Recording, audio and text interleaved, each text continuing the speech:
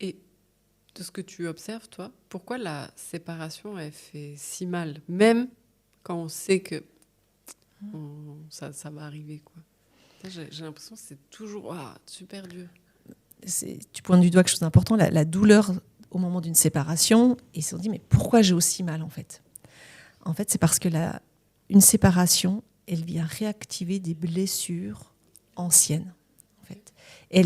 Une séparation, elle réactive les blessures les plus violentes, qui sont la blessure de l'abandon, la blessure de la trahison. C'est des blessures extrêmement douloureuses, et une séparation, elle vient appuyer très fort sur ces blessures-là. Et c'est pour ça que c'est douloureux. C'est aussi douloureux parce que y a le regard de la société. On est extrêmement touché par ce que les autres vont penser, ce que les autres vont dire, le regard des autres. Et une séparation vient mettre un coup de projecteur sur vous, et il y a toujours, c'est souvent assez jugé, et donc on se sent jugé à ce moment-là, et c'est aussi pour ça que c'est difficile. Et puis la peur de se retrouver financièrement, il y a l'argent, la question de l'argent, elle est aussi importante dans une séparation, il y a un impact financier au moment de la séparation, donc on cumule toutes les douleurs. J'ai envie de dire, la séparation, elle va regrouper tout ce que l'être humain peut quelque part supporter en termes de peur. Il aura tout à ce moment-là, la totale. Et c'est pour ça que c'est extrêmement douloureux, et qu'il ne faut pas le minimiser en tout cas. C'est pas de se dire, parfois j'entends dire ouais, maintenant tout le monde se sépare, non, ça reste douloureux à chaque fois. C'est pas parce que ça arrive à d'autres ou que ça arrive de plus en plus souvent que ça crée pas de douleur en fait. Ça vient bien réactiver toutes ces anciennes blessures qui sont les plus violentes. La blessure de l'abandon, c'est terrible, hein. Le sentiment d'être rejeté, l'être humain il s'effondre à ce moment-là. Et donc c'est pour ça que c'est aussi douloureux. Et comment, je ne sais pas si tu as des conseils, mais ou ce que tu vois qui fonctionne, comment gérer cette haute tension émotionnelle ou ces montagnes russes les premiers jours, les premières semaines? Est-ce qu'il y a des choses qui peuvent faire du bien à tout le monde, ou justement pas du tout, c'est tellement au cas par cas, ou il n'y a rien à faire, je sais pas. S'il y a plein de choses à faire quand on vit cette situation de douleur.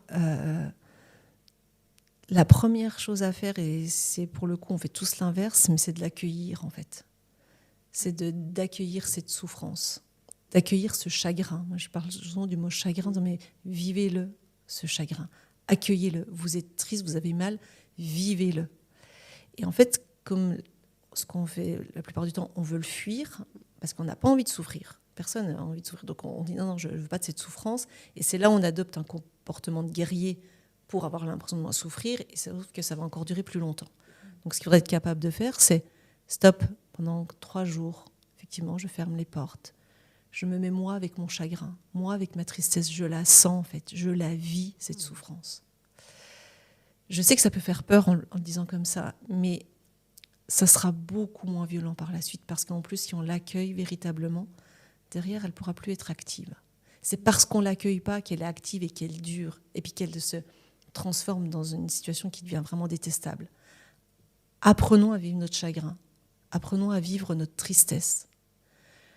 Je sais qu'il n'y a pas si longtemps, j'ai fait une retraite où j'étais sans mes enfants, j'ai eu des moments un peu particuliers pendant cette retraite, et j'ai eu un moment vraiment de tristesse, vraiment très fort, j'étais pas bien.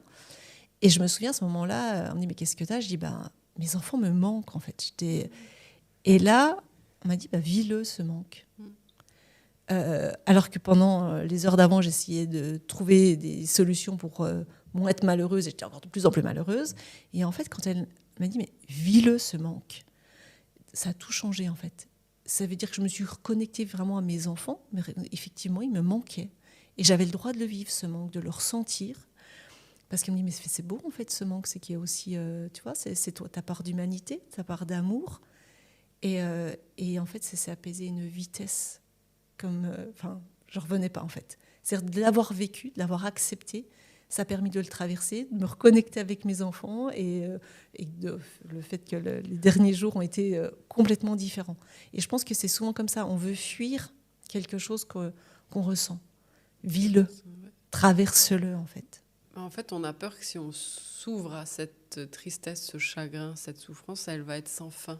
Exactement. Ouais. On a peur des sans-fin, puis je pense qu'on a peur de la dépression aussi. On a extrêmement peur de tomber dans un système où on ne le gère plus et qu'on reste, j'ai envie de dire, enfoncé. Je pense que c'est l'inverse, en fait. C'est plus on veut se dire oh, je ne vais pas faire de déprime, je vais tenir, etc., que finalement, là, elle peut nous tomber dessus par la suite.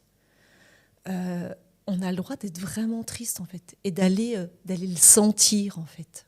Je ne sais pas comment tu vois, l'expliquer, mais dire, voilà, je suis malheureuse, l'autre me manque, il vient de me quitter, il me manque. Vis-le, ce manque. Accepte-le, en fait. C'est ta part d'humanité. Et en fait, alors, je ne sais pas si c'est vrai ou pas, ça, mais apparemment, quand il y a quelque chose de très souffrant, il faudrait pendant 3 jours. Si on le vit pendant 3 jours, au bout de ces 3 jours, ça s'arrête. Si on le vit vraiment, si on l'accepte, tu vois, d'être au contact de ce chagrin, en fait, de le vivre pour de vrai profondément. C'est parce qu'on ne le vit pas qui perdure, tu vois, qui fait que ça s'enlise, qu'on n'est pas bien pendant plusieurs mois, même parfois plusieurs années, en fait. Alors que s'autoriser à le vivre complètement, pour moi, c'est la première étape. Mais c'est particulier que ton conseil pour ne pas s'effondrer, ça soit de s'effondrer. Ouais, exactement. En fait, on a tellement peur de l'effondrement qu'on le fuit, sauf qu'à un moment donné, c'est nécessaire. C'est nécessaire de tomber, d'aller toucher vraiment notre humanité. Et je suis convaincue que si on enlève cette crainte-là, si on s'autorise, oui, d'aller toucher sa douleur, ça durera beaucoup moins longtemps. Et on se réparera beaucoup plus vite, en fait. Mais on a peur de nous-mêmes, en fait. On a peur de... Et puis, souvent, voilà, il y a les enfants, il faut tenir, il y a le travail, etc. Donc, effectivement, il faut aller la toucher, cette douleur.